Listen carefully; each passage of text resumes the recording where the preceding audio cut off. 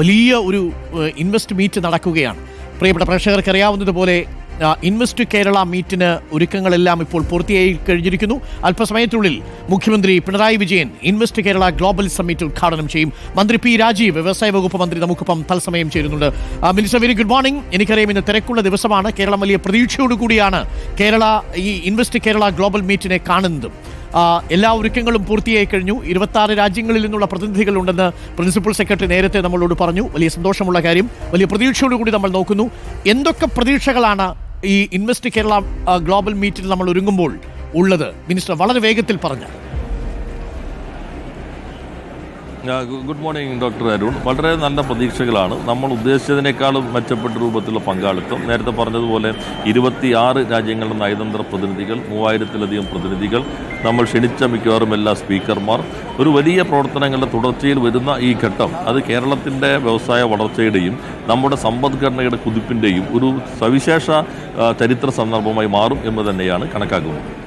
നമ്മൾ കഴിഞ്ഞ മീറ്റുകളിലൊക്കെ സാധാരണ ഇൻവെസ്റ്റ് മീറ്റുകളിൽ ധാരണാപത്രം ഒപ്പിടലൊക്കെ ഉണ്ടായിരുന്നു. ഇത്തവണ അതില്ലെന്ന് തോന്നുന്നു. പകരം താല്പര്യപത്രങ്ങൾ ക്ഷണിക്കുകയും അതിനനുസരിച്ച് അത് യാഥാർത്ഥ്യമാക്കാനുള്ള നീക്കം നടത്തുകയും ചെയ്യുക, അതായിരിക്കുമോ പ്രത്യേകത? അതെ, ഇതിൻ്റെ പ്രത്യേകത, നമ്മളൊരു 48ഓളം പ്രിപ്പറേറ്ററി പ്രോഗ്രാംസ് ഉണ്ട്. അതിലെല്ലാം നമ്മൾ സാധ്യതയുള്ള പൊട്ടൻഷ്യൽ ഇൻവെസ്റ്റ്മെൻറ്റ് മാപ്പ് ചെയ്തിട്ടുണ്ട്. അതിനെ ഒരു EOEലേക്ക് ഇങ്ങോട്ട് എത്തിക്കും. അത് ചിലത് ഇപ്പോൾ തന്നെ MOU ആകാവുന്നതായിരിക്കും, പക്ഷേ EOEലേക്ക് നമ്മൾ എത്തിക്കും. അതിൻ്റെ തുടർച്ചയിൽ നമ്മളൊരു ടീം വർക്ക് ചെയ്യും. അപ്പോൾ നമ്മൾ ഉദ്ദേശിക്കുന്ന ഒരു ഭാഗം കൺവേർഷൻ റേറ്റ് പരമാവധി ഉയർന്നതായിരിക്കണം.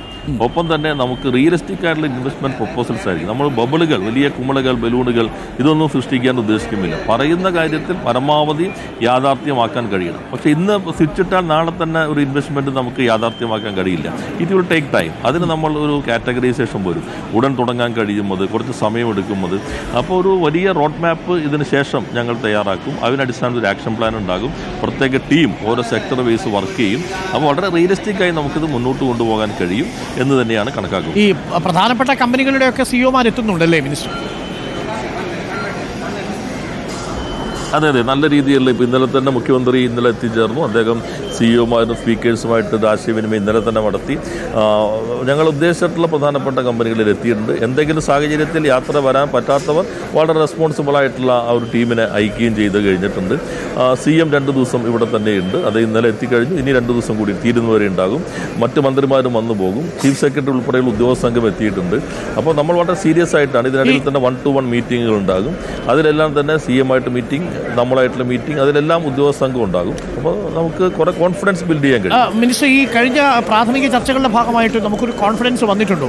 അതായത് കേരളത്തിൽ ഇൻവെസ്റ്റ് ചെയ്യാനുള്ള ഒരു പോസിറ്റീവ് അന്തരീക്ഷമുണ്ട് എന്നുള്ളത് പുറത്തെ ആളുകൾക്ക് മനസ്സിലായി എന്ന് നമുക്ക് മനസ്സിലായിട്ടുണ്ടോ?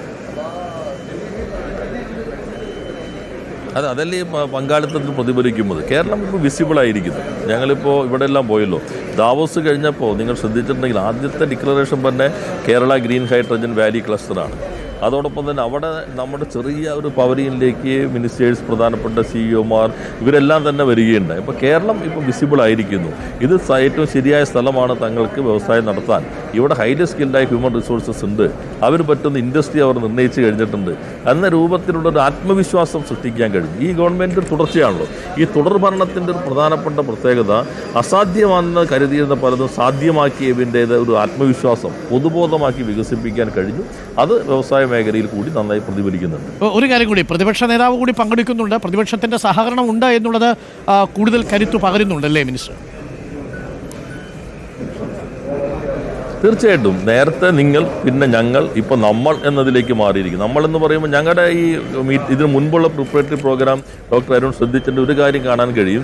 എല്ലാത്തിനും പാർട്ട്നേഴ്സ് ഉണ്ട്. CII ഉണ്ട്, FICCI ഉണ്ട്, Kerala small scale industries association ഉണ്ട്. അപ്പോൾ ഞങ്ങൾ അവരും ചേർന്നുള്ളൊരു യാത്രയാണ്. അത് നല്ല ആത്മവിശ്വാസം ഉണ്ടാക്കി. പ്രതിപക്ഷത്തെ നേരത്തെ തന്നെ ക്ഷണിച്ചു. പ്രതിപക്ഷം വരുന്നുണ്ട്. കേന്ദ്ര മന്ത്രിമാർ, അതിൽ ശ്രീ നിതിൻ ഗഡ്കരിക്ക് നേരിൽ വരാൻ പറ്റാത്തതുകൊണ്ട് അദ്ദേഹം ഓൺലൈനിൽ വരുന്നുണ്ട്. മറ്റ് മന്ത്രിമാർ എത്തിക്കഴിഞ്ഞു. മാധ്യമങ്ങളും നല്ല പിന്തുണയ്ക്കുന്നു. അപ്പോൾ ഈ ഹയർ എഡ്യൂക്കേഷൻ ഇൻസ്റ്റിറ്റ്യൂഷൻസ് ചെയ്യുന്നു. നല്ല രീതിയിൽ ആസ് എ ടീം കേരളം ഒറ്റക്കെട്ടായി ഒരു മാറ്റത്തിന് വേണ്ടി തയ്യാറാകും. ഇനി ഇത് കണ്ടുകൊണ്ടിരിക്കുന്ന പ്രേക്ഷകർക്ക് വേണ്ടി അറിയാൻ ഒരു കാര്യം കൂടി, 5000-ഓളം പ്രതിനിധികളാണ്. ഇതിനകം രജിസ്ട്രേഷൻ ക്ലോസ് ചെയ്തെന്ന് പറഞ്ഞു. ഇനി പങ്കെടുക്കാൻ ആർക്കും കഴിയില്ലല്ലോ അല്ലേ നേരിട്ട്? അല്ല, നമ്മളത് 5000-ൽ നമ്മൾ ഒരു 2000-ഓളം നമുക്ക് ഡെഫർ ചെയ്യേണ്ടി വന്നിട്ടുണ്ട്. കാരണം അത്രയും കപ്പാസിറ്റി ഇല്ല. എന്നാൽ അങ്ങനെയുള്ള ആളുകളാരും നിരാശപ്പെടേണ്ടതില്ല. നമ്മൾ മൊബൈൽ ആപ്പ് ഇപ്പോൾ അപ്ലോഡ് ചെയ്തിട്ടുണ്ട്, പ്ലേ സ്റ്റോറിൽ ലഭ്യമാണ്. അതിനകത്ത് ഇപ്പോൾ ഈ പ്രതിനിധികൾക്കാണെങ്കിലും ഇതിനു ശേഷവും ഇൻവെസ്റ്റേഴ്സുമായി ബന്ധപ്പെട്ട പ്രപ്പോസൽ വയ്ക്കുന്നതിന് കൂടി അത് ഉപയോഗിക്കാൻ കഴിയുന്ന രൂപത്തിലാണ് ക്രമീകരിച്ചിട്ടുള്ളത്. അപ്പോൾ ഇതൊരു എൻഡായി കാണേണ്ടതില്ല, ഇതൊരു ഘട്ടം മാത്രമായിട്ട് കണ്ടാൽ മതി. ഇപ്പോൾ പങ്കെടുക്കാൻ പറ്റാതെ പോയവർക്കും അവരുടെ പ്രപ്പോസൽസ് ഉണ്ടെങ്കിൽ ഗവൺമെൻറ്റിനെ സമീപിക്കാം. ഗവൺമെൻറ് എപ്പോഴും അത്തരം കാര്യങ്ങൾക്ക് ആവശ്യം മീറ്റ് ദ ഇൻവെസ്റ്റർ എന്ന പരിപാടിയുണ്ട്.